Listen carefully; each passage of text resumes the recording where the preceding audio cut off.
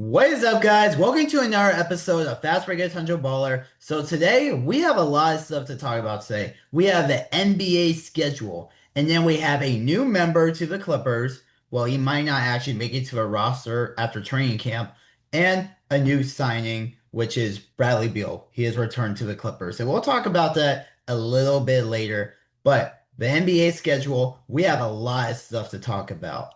So they open their season on October 21st at home against the Kings. So most likely I will be there. That is a goal. I will be there because I recently just got an internship at my school, Cal State Fullerton. So I am really excited with that. It is on broadcasting with Tiny Sports Network. So pretty much the school athletic department, and they stream all their games on ESPN Plus. And it is all Division One sports. So I'm excited with that. So, so like I said, back to the Clippers. So October 21st, opening night for the Clippers at home. And then the next home game is exactly a week later, October 28th against the Lakers. But the second game for the Clippers is also against the Lakers at crypto.com. I mean, Staples Center, because Crypto.com, we're an OG, so we talk about Staples Center. We say Staples Center. But the Laker matchups, they're all October 23rd, January 11th, and February 10th, the other matchups, and October 28th. And the Clippers, they always have back-to-backs. And this time they had 13. That may sound a lot, 13, but that's actually less than the last 2 years. Last year they had 15, and the year before 17. And the 13 back-to-backs that they have is actually tied for the fewest back-to-backs compared to every team. So the other teams that have 13 back-to-backs are the Hornets, Grizzlies, Heat, Timberwolves, Knicks, Thunder, Sixers, and Suns and Spurs. And the rest of the league, they either have around 14 to 16 back-to-backs. The average is around 14.2 back-to-backs for every team. So the Clippers, they're below average. And those other teams too, like I said, that have 13 back-to-backs. But most back-to-backs that a team has is 16 with the Nets and Pelicans. And here is a breakdown of every back-to-back. So the first one is on November 1st and 2nd at Golden State and home versus Toronto. We'll talk about that Toronto game later. Then they don't have another one till pretty much exactly a month later, December 1st and 2nd, at Phoenix and home versus Minnesota. And then later on in that month, there are two more or three more, kind of two and a half back-to-backs pretty much. So December 20th and 21st, both of them are at home against Indiana and Denver. And then on the 26th and 27th, the 2 days after Christmas, they are also both at home against Memphis and Philly. And then from New Year's Eve and New Year's Day is at Cleveland and Toronto. We'll talk about that Toronto game also. We'll talk about both of those games. And then on January 14th and 15th, they are at Sacramento and then home against Orlando. So not that far of a distance. And then January 24th and 25th at New York and Philadelphia. And here's the thing around that time. So my birthday is on January 30th, and the Clippers always have a long road trip around the end of December. So it's like I never had like a home game with the Clippers in a very long time. I think the last time was in 2020, I think, because I remember I met Clipper Darrell. If you know who Clipper Darrell is, you are an OG. But yeah, so last year the Clippers actually had a game on my birthday, but they were on the road at Denver, and unfortunately, I just really hate playing against Denver, and the Clippers lost to them. But anyways, with the back-to-backs, the next one is February 2nd and 3rd, home against San Antonio and Golden State. That's going to be a tough back-to-back. And the previous one I just talked about too, the New York and Philadelphia, that's going to be tough. Two really good teams going to have to play against Jalen Brunson and them. And then the Philadelphia one is it is against the big four, LeBron, Tyrese Maxey, Jalen Brown, and Embiid, that's going to be real tough. Then the next one, February 9th and 10th, home against Detroit and at Crypto against the Lakers. And then another back-to-back a week later, home against Houston and Chicago. It is going to be a tough back-to-back for that. And then on March 10th and 11th, home against New York and Cleveland. Again, that's going to be a tough back-to-back. March 26th and 27th at OKC and Chicago.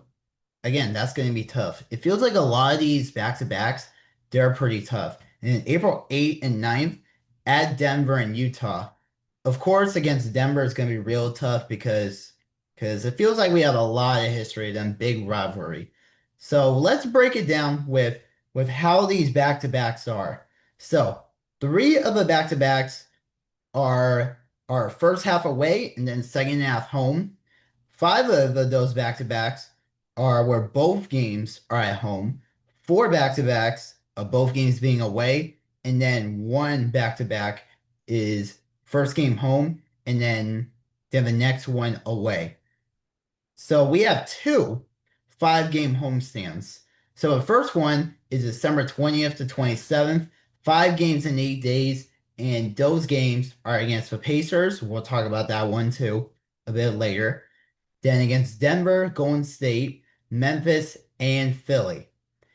And then the next 5-game homestand is in March. So 5 games in 9 days, or every other day. So game, day off, and so on.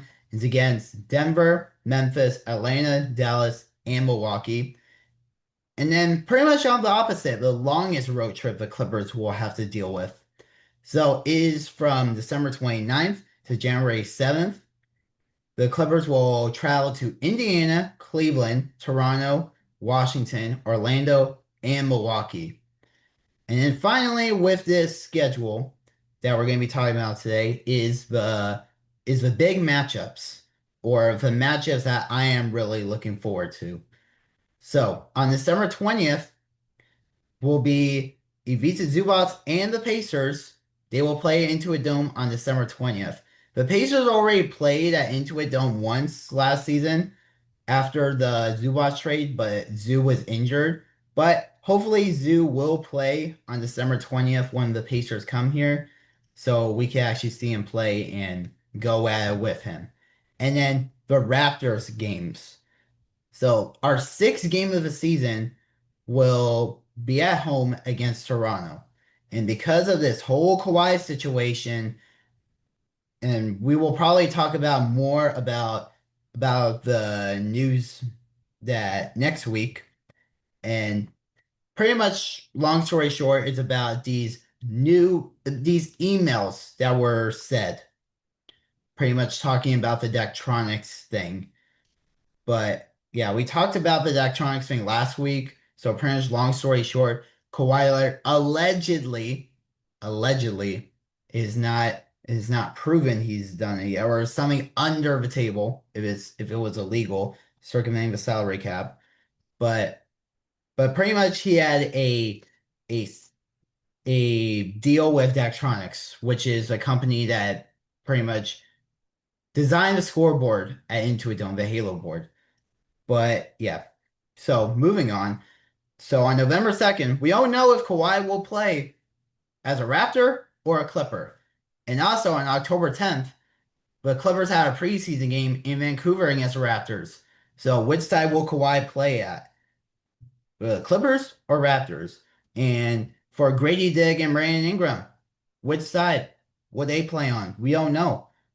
So, yeah, we don't even know. And the thing is, it might go into 2027, the whole investigation. So a lot of people have probably been wondering if the investigation is still going on when the season starts or when training camp starts, what will happen to Kawhi? So pretty much the answer is he'll still be a Clipper.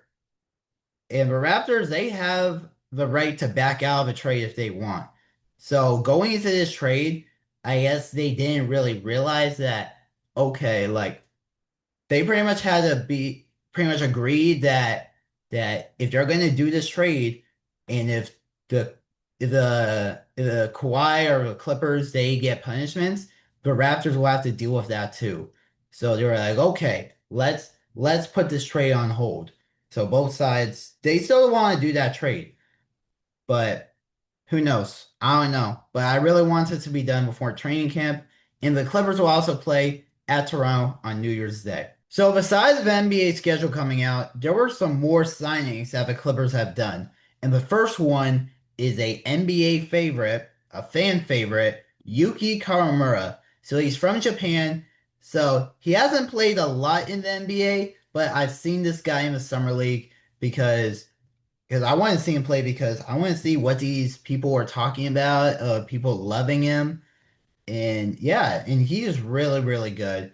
So first he was on a two-way contract with the Grizzlies and then the Bulls.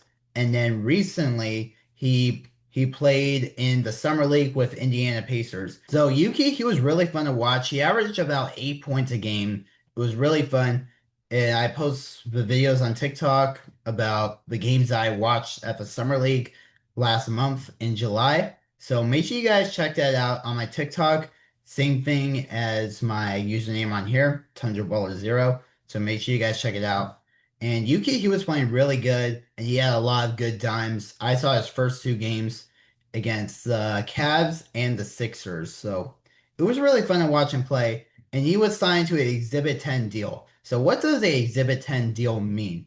So it pretty much means that it is a deal for training camp and the team secures their G League rights. So if Yuki doesn't make the team, so he can pretty much prove to try to make the team, but I honestly don't think that there will be a spot for him because you can only earn up to a two-way contract, I believe, with the Exhibit 10 deals, but the three players that we have already for two-way contracts, Nick Martinelli, our 55th pick, so we definitely shouldn't cut him. And he had a really good summer league. I really like that guy.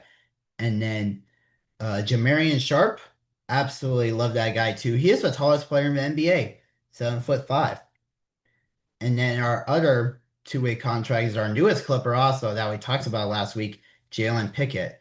So so pretty much they secure the G League rights of Yuki, but I don't think that he will make it to the actual Clippers team. Maybe sometime in the middle of the season, maybe a two-way contract if the Clippers change their mind or something, but I think that's the best it could be. But during the preseason, it'll be really exciting to watch him play alongside with his other Japanese teammate, Rui Hachimura. All right, so the last player that we'll talk about today, it was kind of shocking, was the Clippers signing Bradley Beal to a 2-year deal.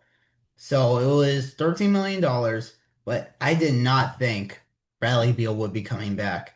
So he declined his player option for around the same money. It was around 6 million or so, but I didn't think he would come back. I heard that some other teams want him, like the Cavs, I believe, but I don't know. I didn't think he would come back. Like maybe this was like a last option or something. But but I guess because I know the Clippers were going more of a direction of playing the younger players, but but if you look at the comments from the Clippers announcement of signing Bradley Beal, a lot of people did not like it. But at least the top comments, at least, or a lot of the comments, they were all pretty bad, saying, "Why did the Clippers do this? What are they doing?" Honestly, I was kind of like that too. Like, what are the Clippers doing here? But maybe for trade value, or maybe just have another veteran in the roster, or to help out Keenan Wagler, because I don't think Bradley Beal will be starting for the Clippers. But honestly, after thinking about it for a little bit, I think that he could be a good player off the bench if he stays healthy. Because last year, we had him, but he only played about 6 games or so before getting surgery for his hip, and he was out for the rest of the year. So, and he had career low numbers, but yeah, we don't know. I don't think he'll stay as a Clipper for the whole season. I really don't think so, guys. Maybe trade value or part ways with him, but but 6 million a year salary, about 16.5 million a year. But the second year is also player option. Because earlier in the summer, when free agency started, he declined his player option to become a free agent. So he was looking to see if any other team could sign him, but there has been no deal reached. So that's pretty much it for today's episode, guys. I'll see you guys next week, and hopefully there will be more positive Clipper news, especially with this Kawhi Leonard situation. It's like Pablo Torre is posting something every week about the Kawhi situation and all of it. As a Clipper fan, it's not really that positive. So I'll definitely see you guys later, and you guys have a good one.